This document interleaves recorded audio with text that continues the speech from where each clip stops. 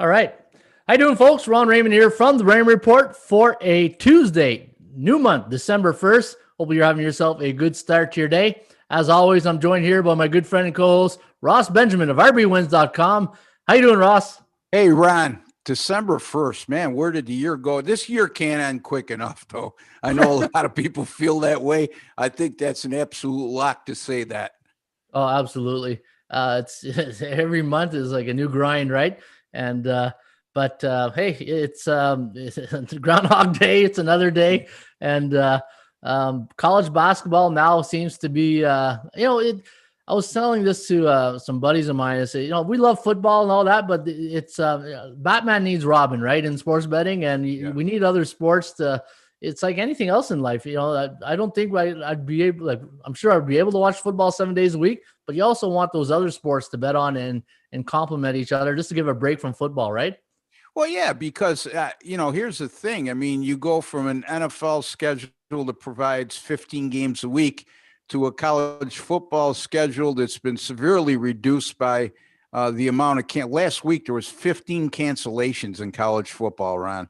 Wow. So you're not getting the the huge board we're used to, and anytime you give us more options to find betting value, whether that be in a specific sport or as a whole, all sports, it gives us a better opportunity to get you better betting value. So yes, I agree. And the other part of it is the human element. You need new challenges, like college basketball starting. Anytime a new season starts, it reinvigorates you a little bit.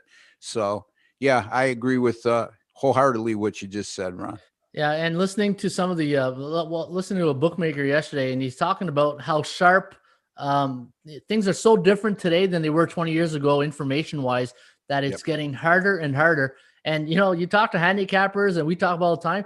This is a tough gig to make money in sports betting. And now when you don't have hockey, you don't have NBA, college basketball just started. When we're all just focused on football, everybody is researching and getting all that information. And the Twitter and Instagram, the news gets out quick. So bookmakers, they're on top of it, right? You say it all the time, think like a bookmaker. Well, they're thinking like us too sometimes to see what we're seeing.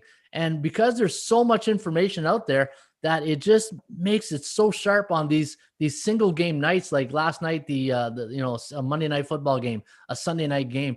Trying to find that needle in the haystack is sometimes you got to do it in college football when there's 50 games going, but a year like COVID, 4 of my games that I had circled this weekend got COVID out. I had, and then I had to go to my 6 pick on the weekend, when you go from your priority order.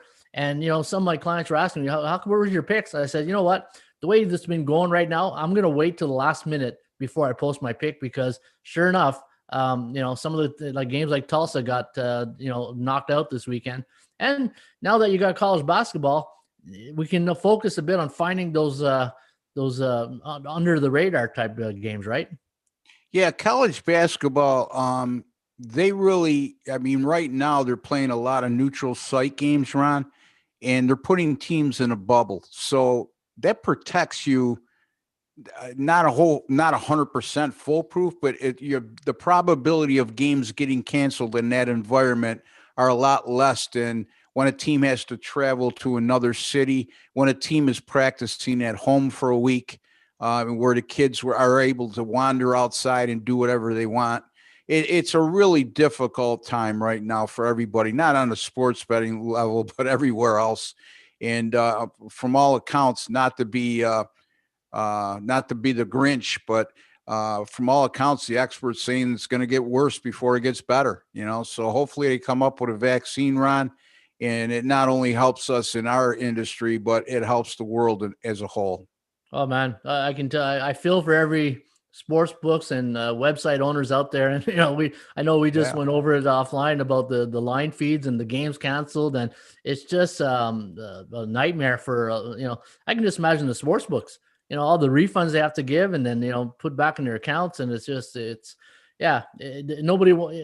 we all knew going in, this was going to be a very challenging year for everybody. And it is very challenging, but like one of my football coaches used to say, the sun came up this morning, I got a pulse and life is good. So Absolutely. You're 100%, and he's 100% right, man. We got a lot to be thankful for, even though we're living in a very trying time right now. Oh, absolutely. All right, Ross. Hey, you know what? College basketball is here, and you're a college basketball guy. I don't do college basketball, but man, there's a couple of handicappers on the site, including yourself, that are off to a great start. Yeah. I'm 5-2 with my college basketball picks thus far. 3-0 with my 10-star top plays included in that 5-2. And dating back to last year, Ron, I've now hit 8 10-star top play winners in a row in college basketball. And going back even further than that, 53-31 with my last 84 college basketball 10-star top plays.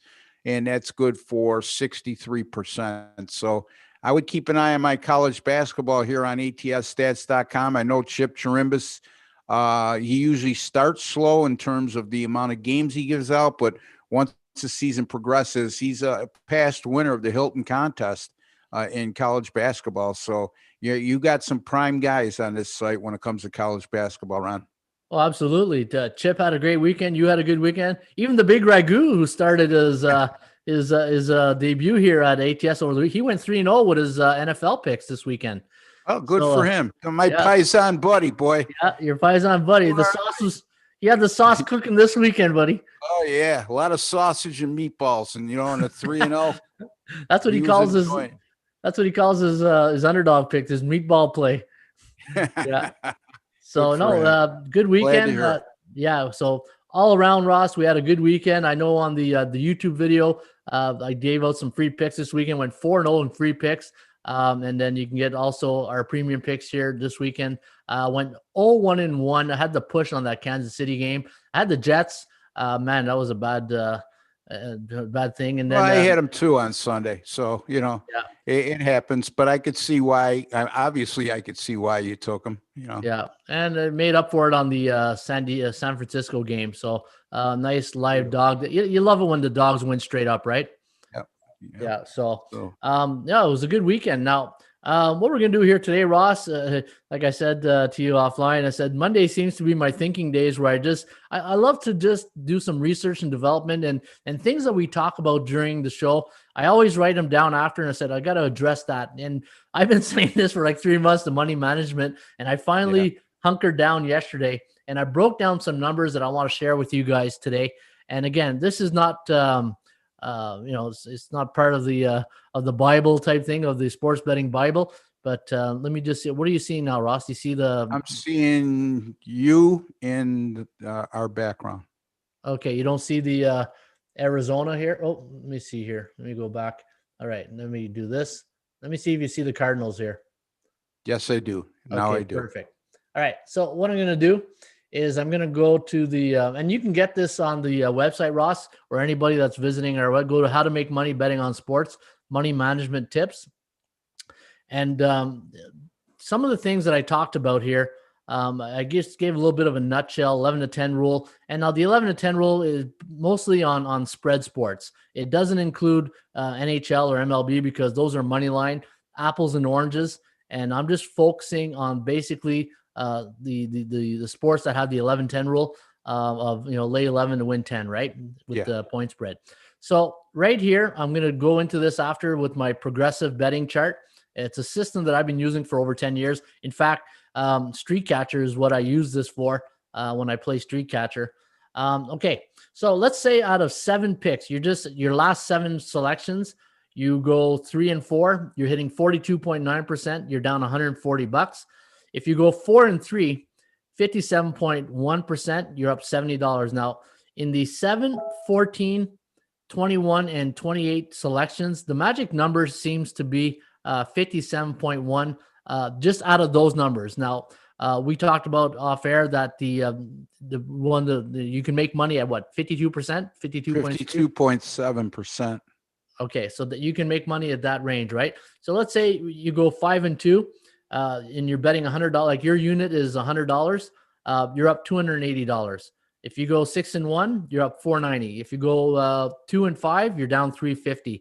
Now this is just a chart to go with your last, and I base it on, say, a gambler who does 1 pick a day for the last 7 days, or if he does 2 picks a day for the last for 1 week. And then you see where I'm going with that, right? Yes, depending on the exactly. number of picks. So let's say we go, I like to use 2 picks a day. Let's say we use 2 picks a day. You go 7 and 7, you hit 50%, you're still down $70. So the magic number is, if you're using the 2 pick strategy, you got to go 8 wins, 57.1 to win 140. But then once you do start winning, the total gets a little higher on making money, right? And you follow a good handicapper like yourself or Chip or myself, and we get into this range here. Man, you can make some good money betting on sports, but sometimes it's a tough gig to make money. Early thoughts? Yeah, all self-explanatory there. And yeah, I mean, you can make money at 52.7, but I mean, if you become impatient at that rate, right, Ron? Yeah. You're not doing it just to make $70 on 100 bets, so like you said off air. So yeah, all makes sense to me at this juncture. The thing I talked about in my video is that the goal of sports betting, obviously, and sometimes we get blinded by just being an action junkie, is that we're in this to make money. And at the end of the day, you got to really evaluate and keep track of everything, because if you find yourself always re-upping and one thing we talk about is bonus hunters, right? I'm not a big bonus guy. I don't like bonuses, Nope. for reasons that I've mentioned before, is because I feel the sports book handcuff you with these bonuses, because they'll give you a bonus and then you can't. Then you got to re-up. You got to win it like 10 times over before you can cash out. Well, and it forces you to be in a hurry, because now you're up money and you have to roll the money over anywhere up to 7 times, right, Ron? So Yeah. now you're saying, well, I want to get my money. I want to get my winnings. So you start betting without discipline is what I'm trying to say. And they bank on you doing that. Yeah, absolutely. And you said a key word there, discipline.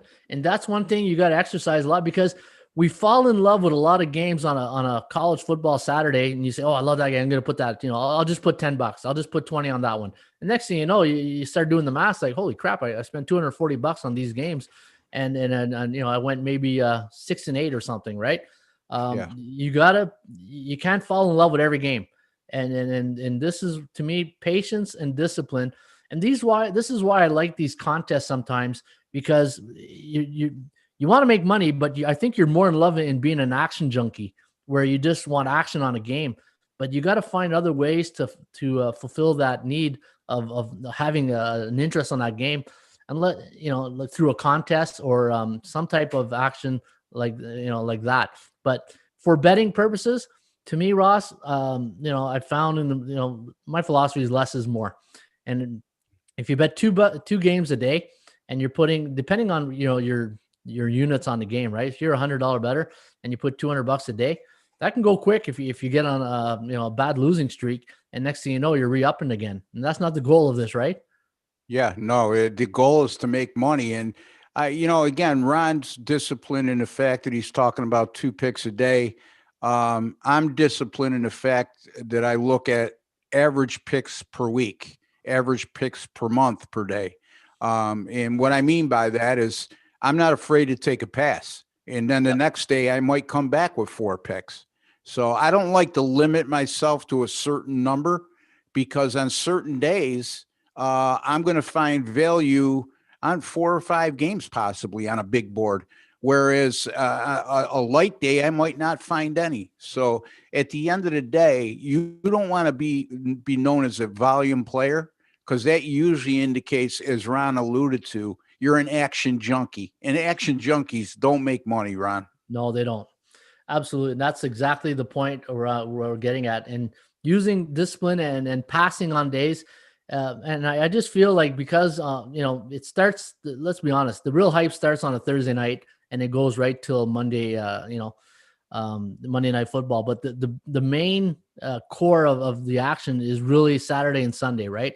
That's where, like, at this time of year, man, just imagine if NBA and NHL was going, that bankroll could be, depleted real quickly. Yes. I'm going to show you a system that I use here, Ross. and it's called progressive betting. Now, what you see here in this column here is the winning streak, and the bottom line is you got to win. And up here is the budget that you can start with. If you're a dollar bettor, then that's fine. At $10 bettor, 20, whatever your budget is, you find the range. So for this purpose, let's go with $20 here for this exercise. So what I'll do is my first bet, I'll put $20, and if it wins, I said right on, then I'll double it up on the second one and I'll put 40. And on the third one, if it wins, okay, now I made $80.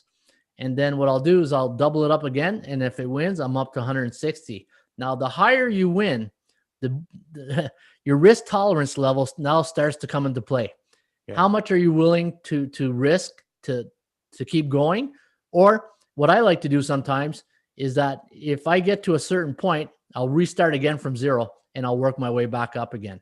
And the thing is that let's say you get on a good streak and you go from 6 wins in a row and you hit 640. Well, then I got 640 in the bank, and then I can start back on a $10 volume next time. And that way I lower my risk and then I start back up again, or I can go to the $25 route. And this way I can get my, my bank account, with the risk tolerance level. Like say, if I lose at $100, well, I'm still up 540. And then I'll start back. Maybe I'll go back to the 10 and then work my way to the 50 or the 100 eventually. The thing is, when you get a hot handicapper that you buy picks from, and he's on a great roll, his 10-star best bets or his game of the week, and you just follow that. And it doesn't have to be every day. Like you said, you can take days off and bet every 3-4 day and just build up that bankroll using the system. Next thing you know, you've won 7 in a row and you've made $1,280. It's a system that I've been using for 10 years. It's very good. But the key is that you got to know, like the Kenny Rogers, right? Know when to hold them, know when to fold them, and start back and use discipline and start betting with house money again. Yeah. I guess, obviously you got to go on a winning streak. Yep. I wouldn't be a proponent of that. That's me personally. And I'm not knocking. If it's working for you, Ron, that's great. Whatever works, I'm all for it. If you could show me it makes sense. The problem I have, if you win 20, the next you double up and go to 40. If you win 40, you double up and go to 80. You're putting a bookmaker at a distinct advantage, because if you win 3 in a row and you keep doubling up, eventually you're going to lose a game, and he's going to be up the juice on you after going 3-1. Am I understanding correctly what you're conveying here? By doubling up? Yeah. Yeah. So if you win your bet, you go to $80. Then if you win that, you go 160. It's just, So what if you lose the 4th bet? You're playing to win 160 and you lose. You're losing. Yeah. You're down the juice. Yeah. You then, it's like betting $100 and losing. And the thing is, you're betting 4 times. How do you end up ahead, Ron? Because eventually you're going to lose a game. That's what I'm asking. Yeah, you got to win. That's the thing. You got to find a way to win. It's just like, but I mean, I understand that, but if you keep doubling after every win, a loss is bound to occur. Exactly. And that's going to be down money exactly. And that's where your risk tolerance level says, okay, so I'm up 160. Maybe I start back from, zero. Okay. Yeah. I get that. Yeah. So, and look at this. I actually use something similar to this when I play blackjack. Yeah, exactly. But what I do is, and again, just to share this with you, it might be interest some people out there, because if you're watching this, you like to bet. I go 20, and then if I win, I'll go double up and go 40. And then if I win, I have 60 in front of me. I go back to 20. And if I win, I'll have 40 in front of me, and I'll add another 20 and go 60. And if I win, I got 100. I have to win twice in a row. And every time I win twice in a row, I pull a third back in front of me. And that progresses you up the ladder. Does that make sense to you? Yeah, absolutely. I'm not saying you should implement or there's something wrong with what you're doing here, because basically it's the same thing. You're just putting, okay, what point am I happy with what I have in front of me to go back to ground zero and start again? Correct? Exactly. Okay. Yeah. Yep. And the thing too is, like, let's say at 7 bets, you can win $1,280. Now, using, say, this formula here, 1240, using one pick a day, I would have to go 17-4 using this type of system, right? Yeah. It's just, out of 21 games, I can get that payout in 7 games using this system. Right. Different stroke, different folks. It's a No different way doubt. of looking at things. And this is when you're dealing with money management. Let's be honest. I don't think 80% of the players really care about money management. I think they just care about for today. And a lot of people are like that, right? They just want to bet on the weekend. They don't care. Like, they'll re-up, whatever. But it depends how serious you are of your sports betting. And that's why they call recreational and professional. And you always say you got to have money to lose when you're betting. If you can afford to lose it, then you're okay, and then have fun doing it, right? And that's another thing too, I said in the video, is that you got to do something where it has to be fun and rewarding. If you're not having fun at sports betting, then you shouldn't be doing it. No, absolutely not. And like I always tell people when I talk money management with them, you got to define what your gambling bankroll is. No matter if you're using my money management system or Ron's, you have to define your gambling bankroll to start with. And what do I mean by that? It means that if you lost every cent in that gambling bankroll, is it going to change your quality of life tomorrow? And it's not like you want to just throw money into the wind, but you also have to be realistic that things might not go well. And if they don't go well, am I going to be able to continue? If they don't go well, is it going to hinder my personal life? And that's very important. Defining a gambling bankroll to start, and then being disciplined within that gambling bankroll is essential in being successful.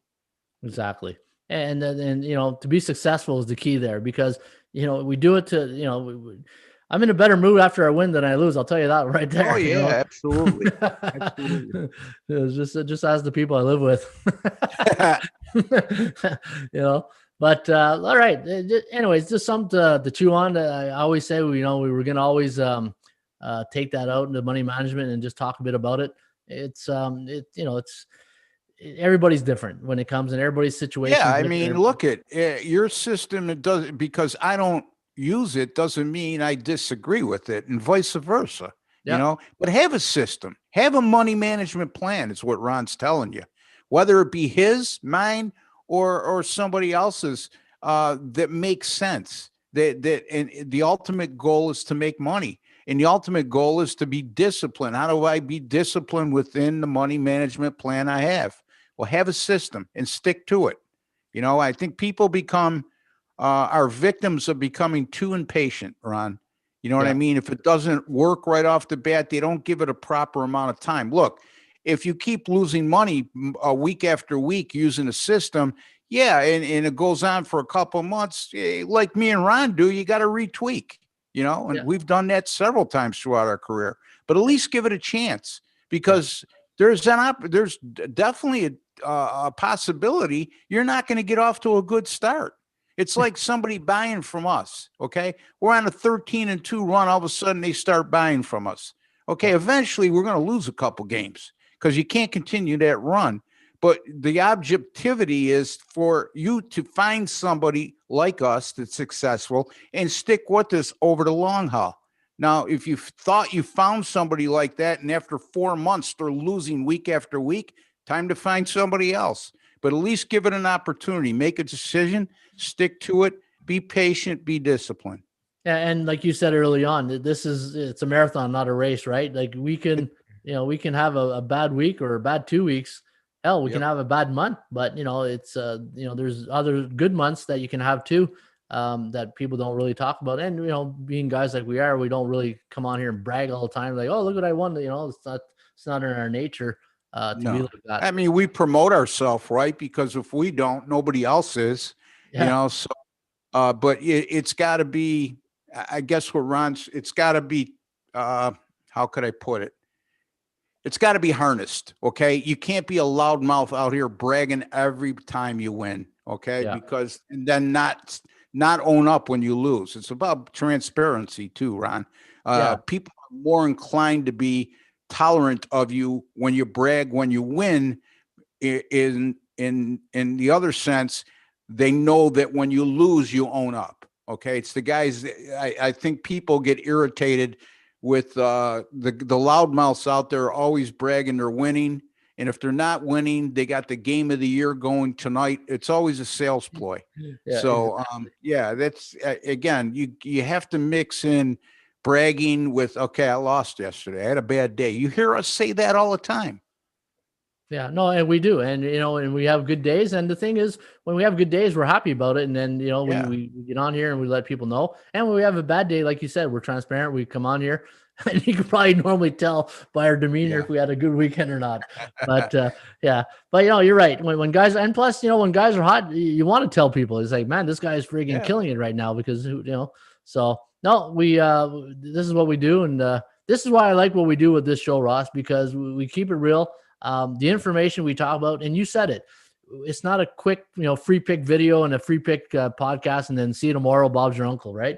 We get on here and we try to dig deep and we try to get real. We try to, to get into like things like the money management, talk about the numbers we crunch. And Talisman here writes, good information, guys. Can you recommend a tracking program? The tracking program, I wonder if you're talking about like a monitoring service or something like that, right? Yeah. Like I don't know. I don't know if he's saying it for us or for him. Yeah, no, for him. I'm pretty sure it's for him. Yeah, I would just, an Excel sheet would be probably the most basic thing to do, right, Ron? Yeah, that or your sportsbook account will tell you if you're tracking. Yeah, exactly right. I mean, I think what he's saying too is he's looking at what you just discussed with the listeners, your money management system. And how to track that.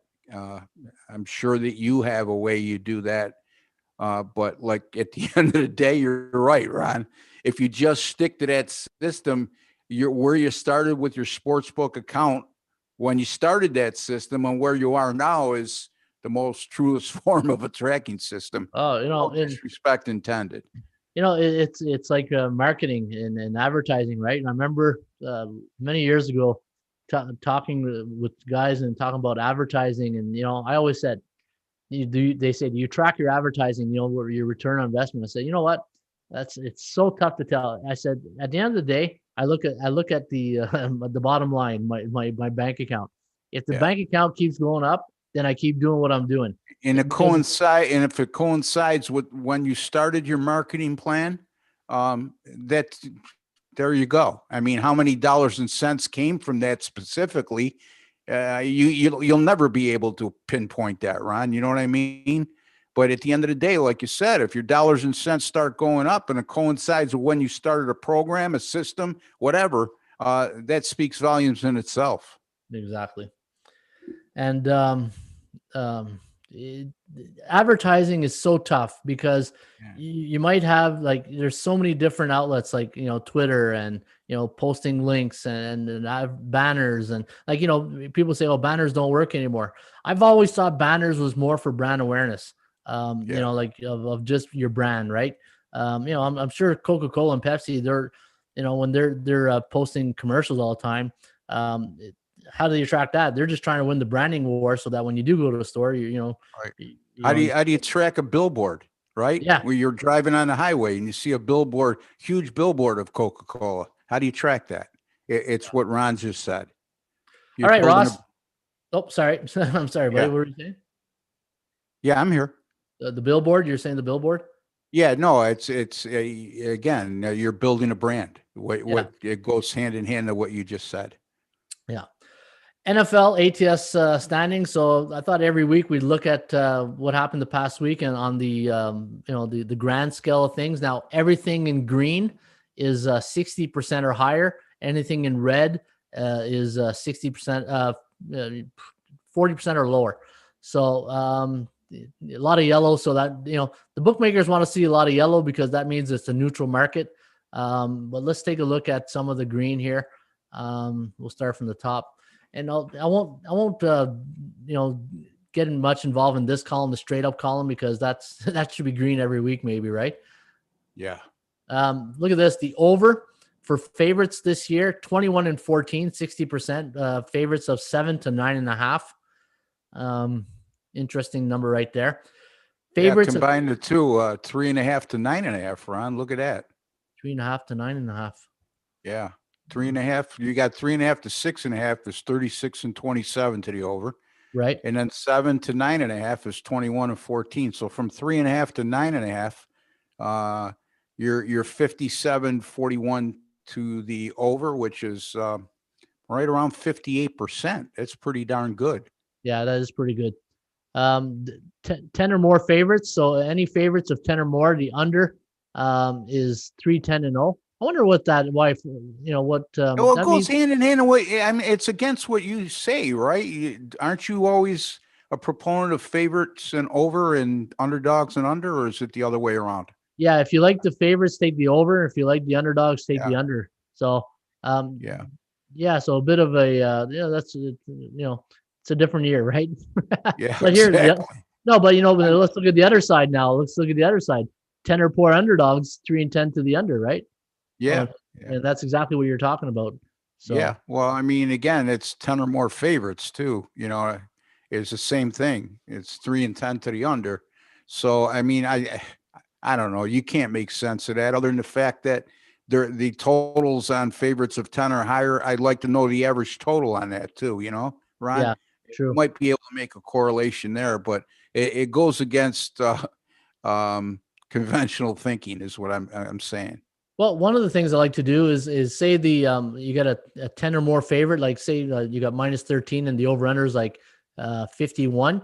What I'll do is I'll go look at 10 or more. Okay. The under is 3-10. Then I'll go down here and I'll go 51 and I'll see it's 23 and 16 or 16 to see 16 and 7 to the over. Home teams that are 51.5 to 54.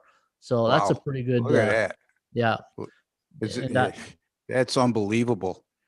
Yeah, and look at the home teams, not 7-16-1, only covering 29.1% when the total's 51.5 to 54. So high scoring teams don't do well at home. If it's 51 to 54, 51.5 to 54, you're probably playing another high scoring team as well, Ron. And I always say, if you're an underdog and you got a good offense, you got a puncher's chance. So it goes hand in hand with that. Exactly. Let me take a look here if there's anything else that stands out. Home underdogs of 3.5 to 6.5, 15 and 8 for 65%. So that's pretty. That's really right good. There. Yeah. Yeah. And is that based on what? How many results is that for the year or? Yeah, how many just results? for the year. Yeah, just for this year, the 2020 season. So, good information. In fact, let's take a look at college football. I know college football totals. One of my plays this weekend was the over in the Michigan State Northwestern game. I believe that total was 40. It went down to 41.5. Opened up like a which is extremely low for college football. Exactly right. And I said, I had some number. I'm going to show you just loading up right now. Let me see if it's okay. There we go. And I had the over in that game, and I watched that game from start to finish. It's amazing when you're, one of your plays on, you can have the Iron Bowl on, but you're watching Northwestern versus, Well, that goes to show you, it's not about how big the game is; it's about making money. So that's a great example. When you're right there, yep. A little bit taking time because of all the numbers. Favorites this year. Let me see. Home favorites. I know I have where is it? The home teams. Home favorites this year, Ross, 67-37-1 for 64%. Home underdog. That's okay. Yeah. So that's straight up, Ron? Straight up. Sorry, straight up. Yeah. All right. So here's the college football, and the one I was telling you about was 41.5. Look at that. 8-3-0 to the over. 72.7% of totals of 41.5 to 44. But look at this. If you go 37 to 47, 15. Let me see here. You got 26 and 13. That's 67%. Yeah. So that's and I there was a couple of games. Another one of my games that I had was Rice over this weekend, and that got Canceled.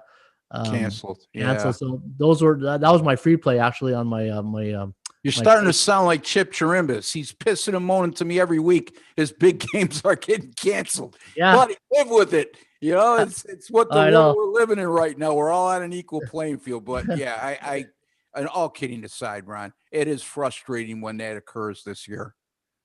Yeah, no, It's exactly. something we're not used to, right? Yeah, So, it is what it is. I'm not gonna whatever. All right, let's take a look at oh yeah, look at this. Road underdogs in college footballs, 14 to plus 17 and a half, 24, 16 and 1, 58%. So that's not too bad. Look at this one here. that's Road really good. That's favorites. 60%. Yeah. Which one? This one here? 24, 16 and 1. That's actually 60% because if you take away the push, Yeah.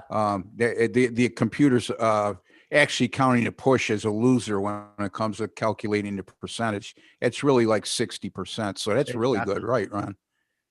Looking at here, road favorites of 10 to 13 and a half. The over is 19 and 7. So that's pretty strong right Yeah. there. Anything over 10 games to me is worth a look. Like 5 and 1 is just not enough occurrences. What's your Favorites. minimum number you need to have before you consider it serious? Yeah.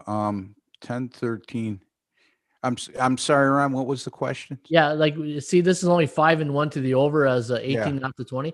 Only 6 occurrences. When do you start taking it serious on occurrences that? Yeah, that wouldn't bother me if now I can go back a couple of years and look at that parameter. You know what I mean? And if that holds true, then it holds water. But I wouldn't put a lot of emphasis on just 6 results. I'd put more emphasis on some of the other ones you showed me, like that 60% one, 24 and 16. It's an indicator, right, Ron? That's all you're using it for. And then you have to look inside the number. But as far as the 5 and 1 and the small sample size at this juncture of the year, I would be interested in going back a year or two, Ron, to look at that parameter and see if that's held water. You know what I mean? Then Yeah. I wouldn't ignore that.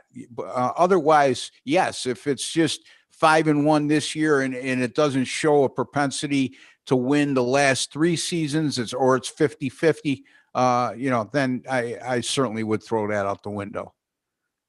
Two things come to my mind when you say that. Number one, in a season like this year, like you got to wonder if the number is right that the bookmaker are putting.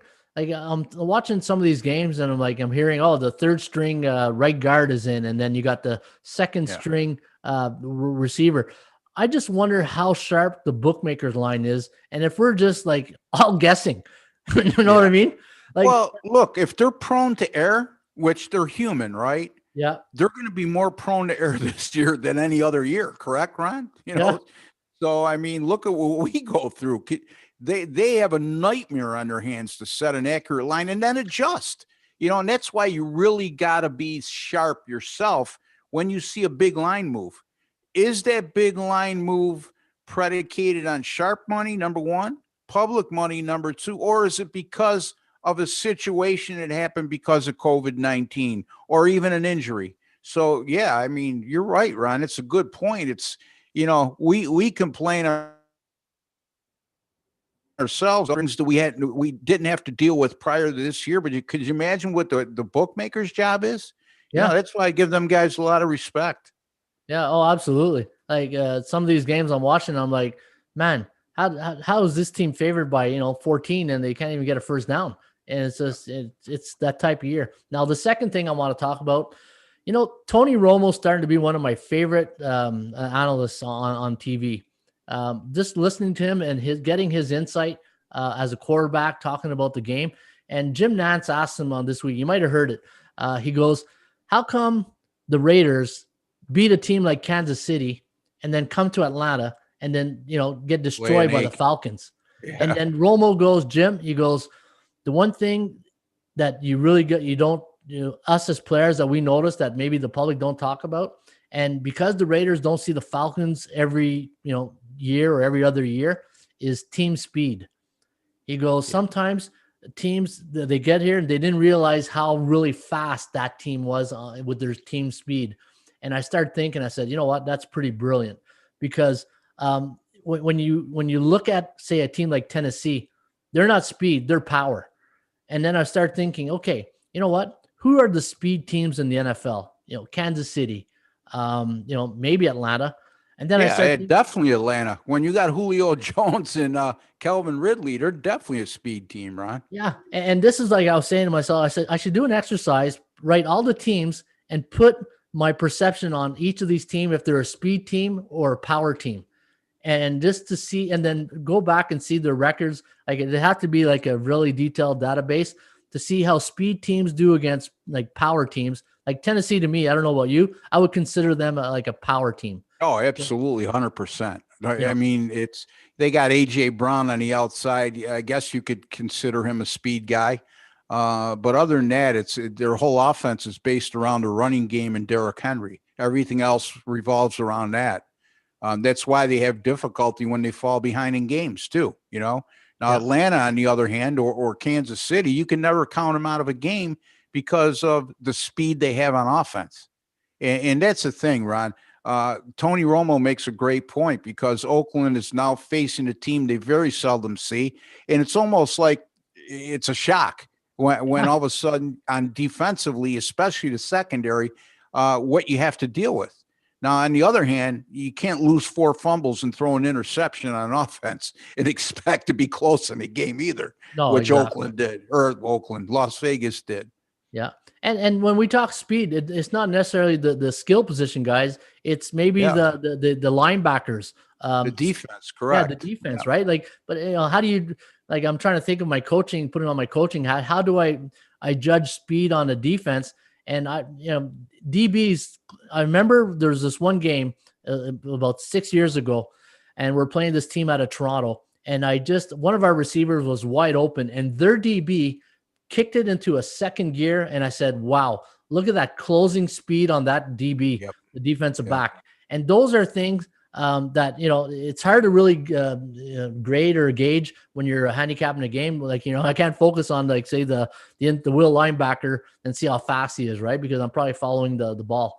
But those are things that I wonder, I'm going to probably do an exercise, and maybe I'll send you the Excel sheet to get your thought on what do you consider power team, like Pittsburgh Steelers.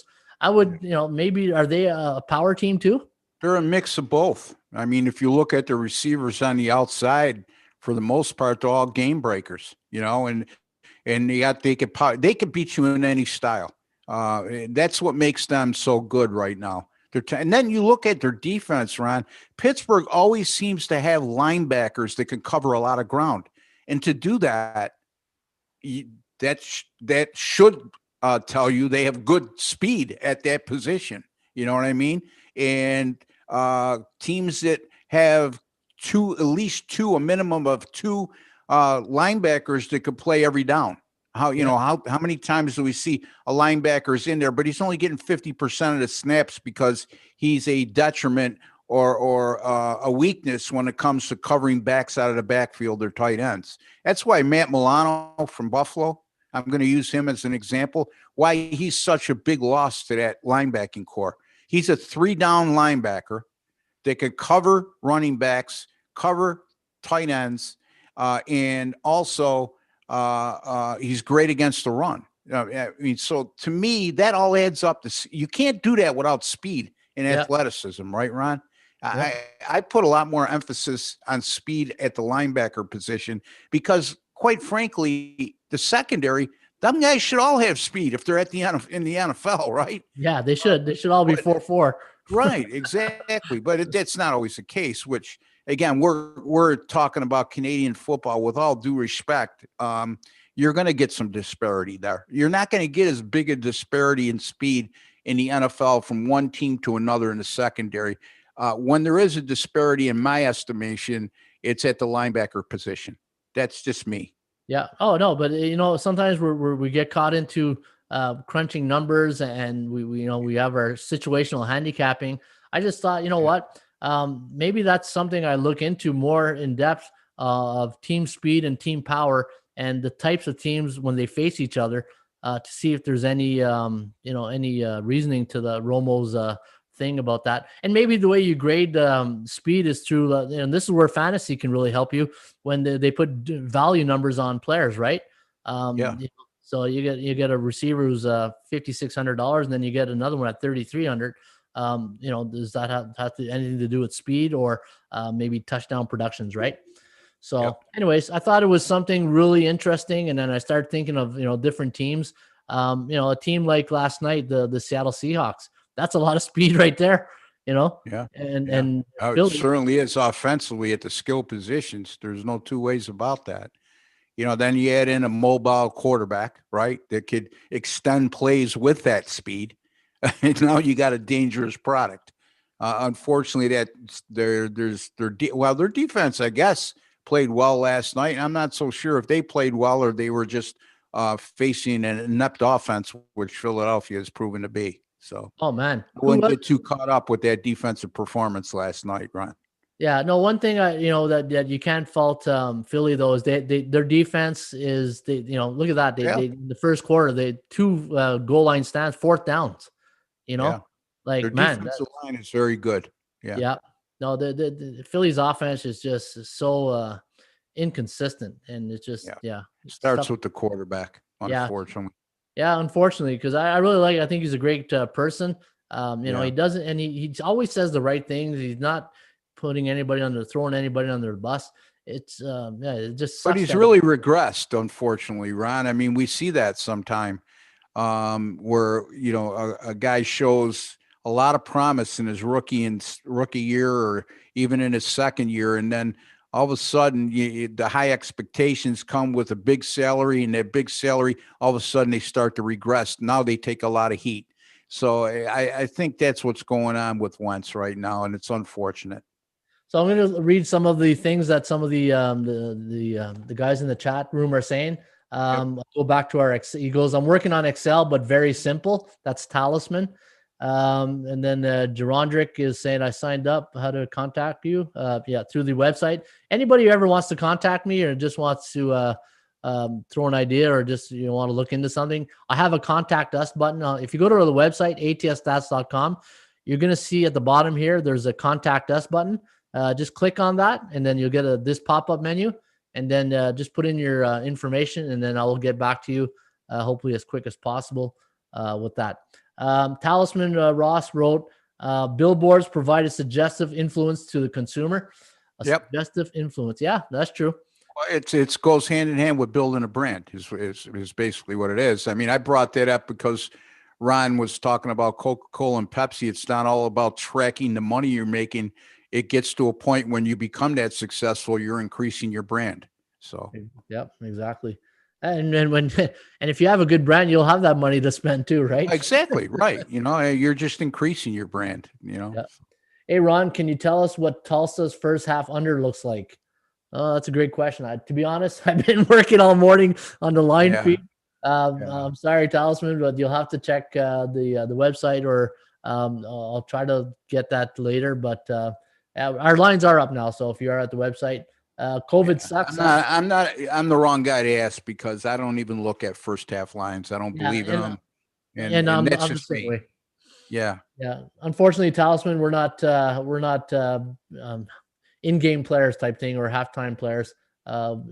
It's just, it's to me, like we said this a lot of time, it's overkill. I really, to answer his question about saying Excel is simple. Yes, it is simple, but at the end of the day, Ron's solution is the best. I mean, you use a system, you have a sportsbook account.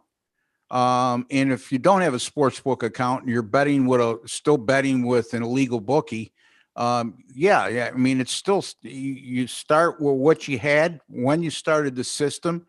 And if you don't go outside of that box, then it should be pretty simple on how you calculate things. Exactly. And I always say that your balance will tell you if you're doing well or not. Yeah.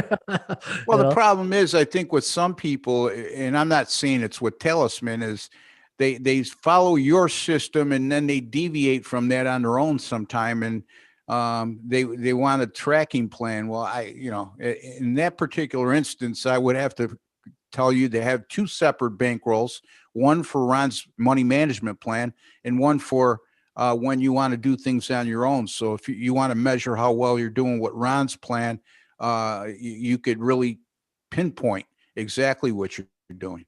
Hey, that's a great point. And that's why, I love this show when we talk about it. You gave me a good idea. You don't have to dedicate your whole bankroll to that, that money management system I talked about. You can dedicate 20%, 30% to it. And if you want to, dabble in it, you start with the dollar bonus, the dollar budget, just to see if that's something that you feel you'd be good at, right? Or the handicapper or the player you're following or your own picks. All right, Ross.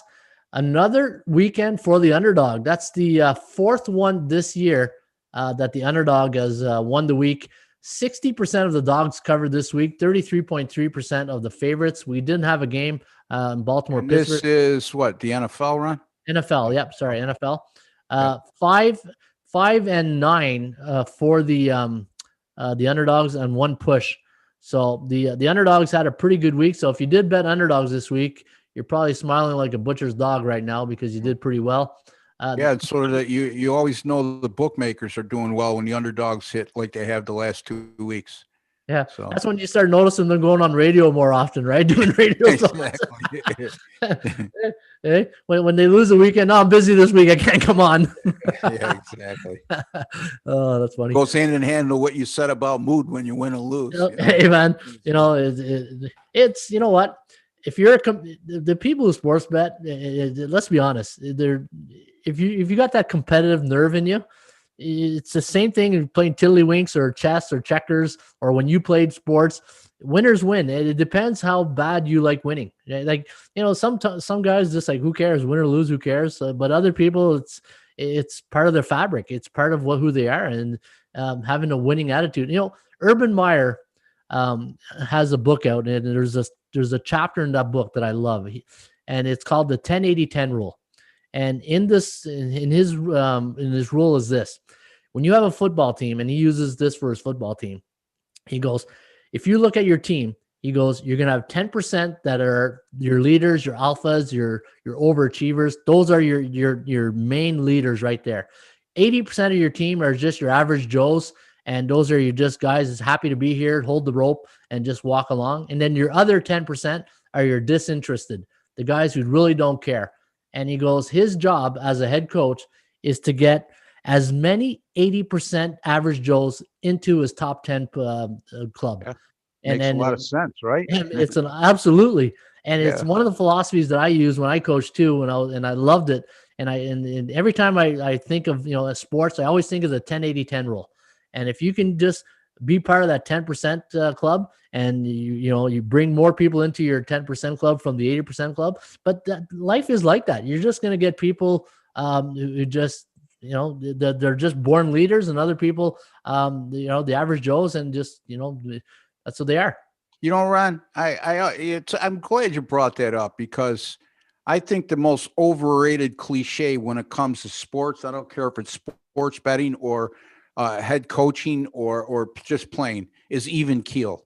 Because even keel, to me, doesn't work in sports. You got to hate losing, and you got to really enjoy winning, and you got to strive for success. Guys, when this thing about being on an even keel after a win or a loss, to me, it doesn't work. Okay, that may work in your relationship at home. Okay, because you're going to have some ups and downs, but there's a fine line between staying on it, not being on an even keel, and then overreacting to what happened the day before. But to me, you got to have incentive. Okay. You got to have a desire to win. You have to strive for success daily, and staying on an even keel ain't going to get you there. I thought I'd just throw that out there, because that's basically what Urban Meyer's saying, right? The 80 percentile is really guys on an even keel. When you stop and think about it, and he wants to get you from that even keel to the top 10%. So that's what made me, it sparked my thought when it came to that, Ron. So no, absolutely. And this is why I love sports, and I love coaching, and it just motivation. And when you get older, your philosophy of life changes a bit, the way you look at things, and you realize that, like, one of my things in coaching is this: it's got to be fun and it's got to be rewarding. And when I say rewarding, it doesn't mean financially. It means that you're helping somebody, you're improving somebody's life. You're seeing, you're seeing them fly for the first time. You know what I mean? Like you got to really have an impact. And when you do have, when you're in a position to have impact, like in coaching, it's one of the greatest feelings.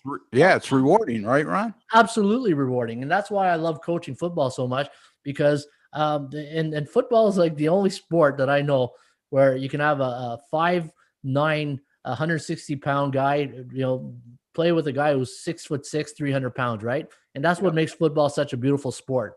But back to your thing about winning.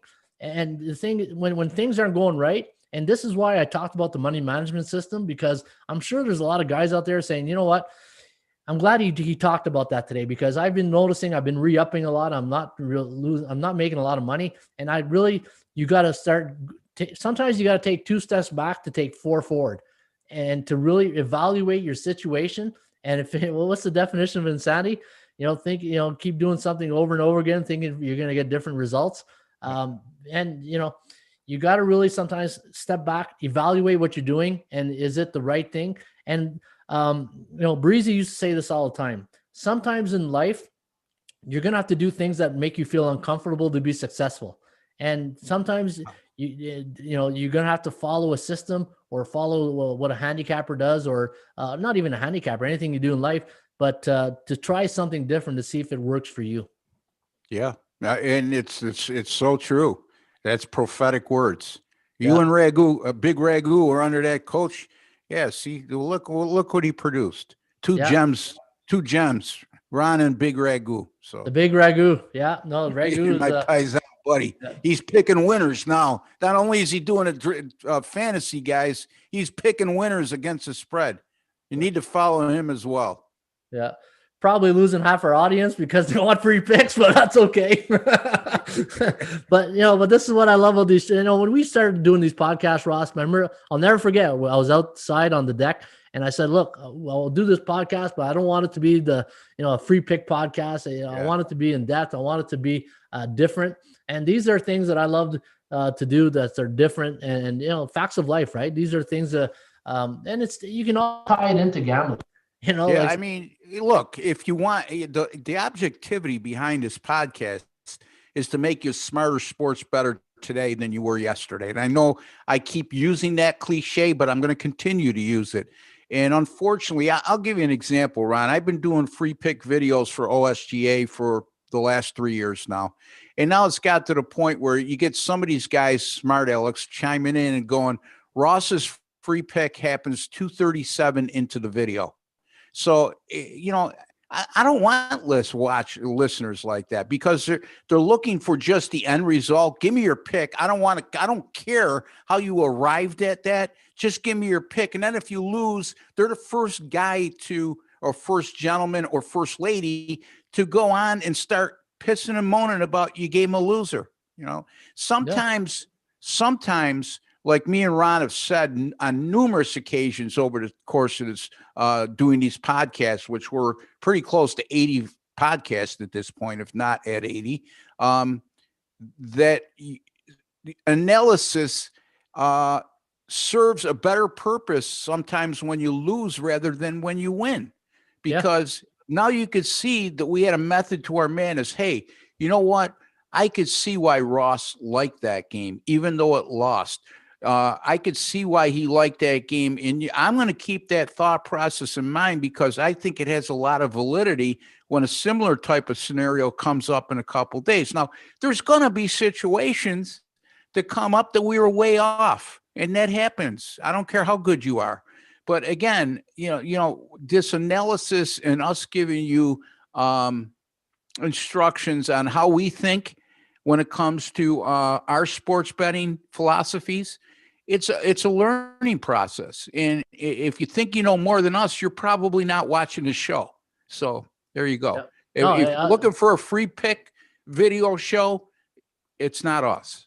You know what, Ross? Podcasts like podcasts like this, to me, it's like watching a series, right? It's like watching, you watch Breaking Bad, even though at the beginning you're like, oh man, this is slow. I don't get this this series. I don't. And then all of a sudden season 2 is like, oh wow, Jesse's freaking crazy, So, and then it's these are like, you get to understand and know the character. It's like if you listen to your favorite radio show, if they're funny and you know every day they're on from 10 to noon or whatever, and you tune in because you want to, it's a good break in the day for you, right? And that's what I hope we were able to achieve here with this podcast.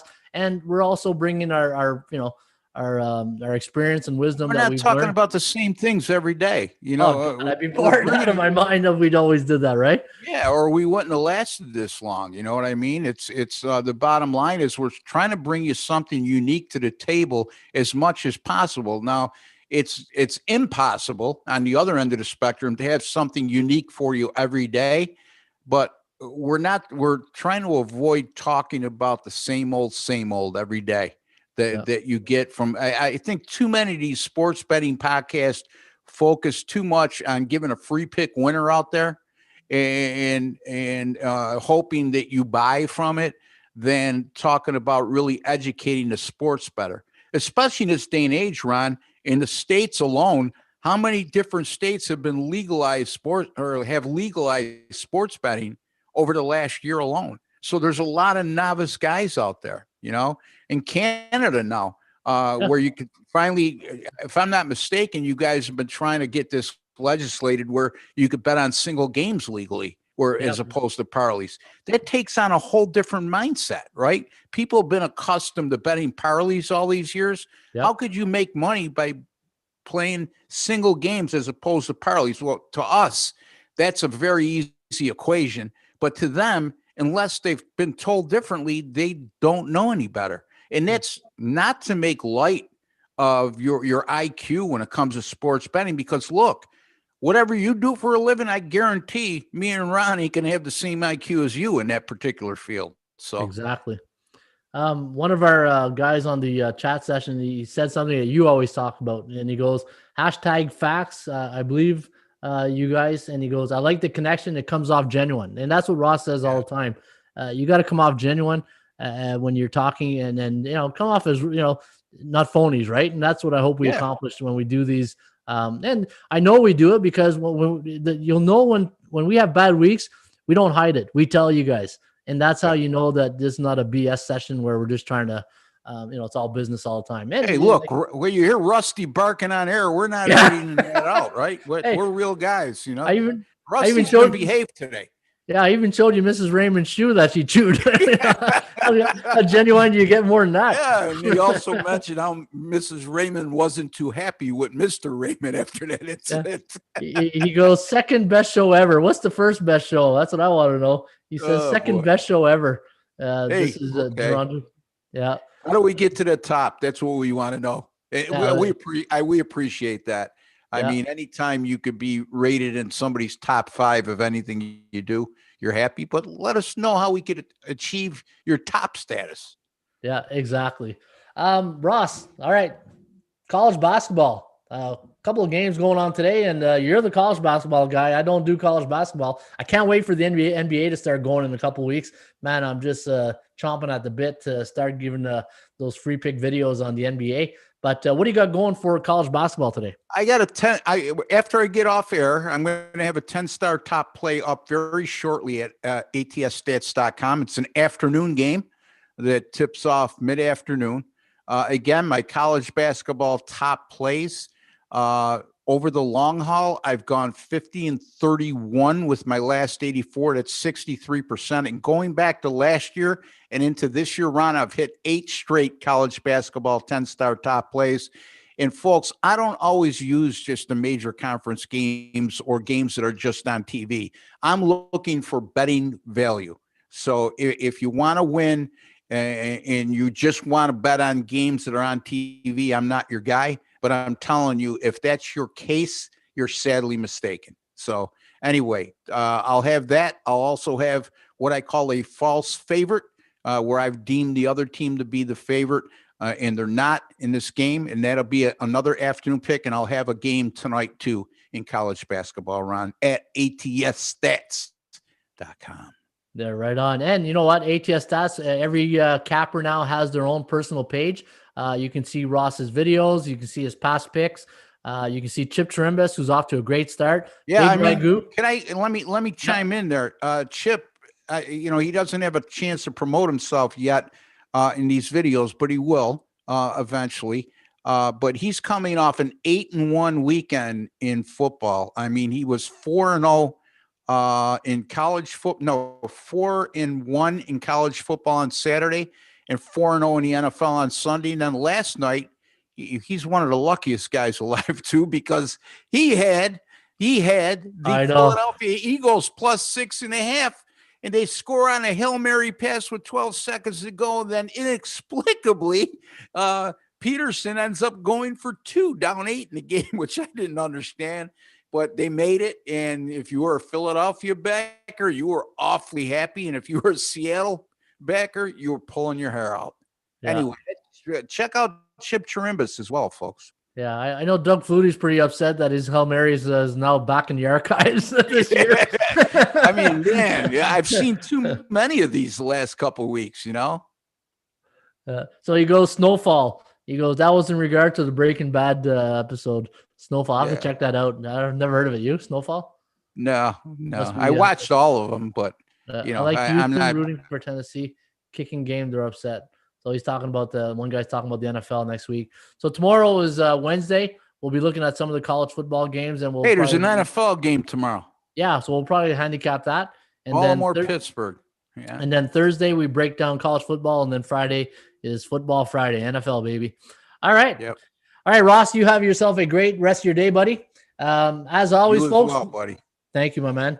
And don't forget, guys, you can always visit us here at the YouTube channel or on our website to get free plays, get the Raymond Report, and check out what we have to offer right there at ATSStats.com. For Ross Benjamin, I'm Ron Raymond. This was the Raymond Report Sports Betting Podcast for a Ruby Tuesday. December 1st.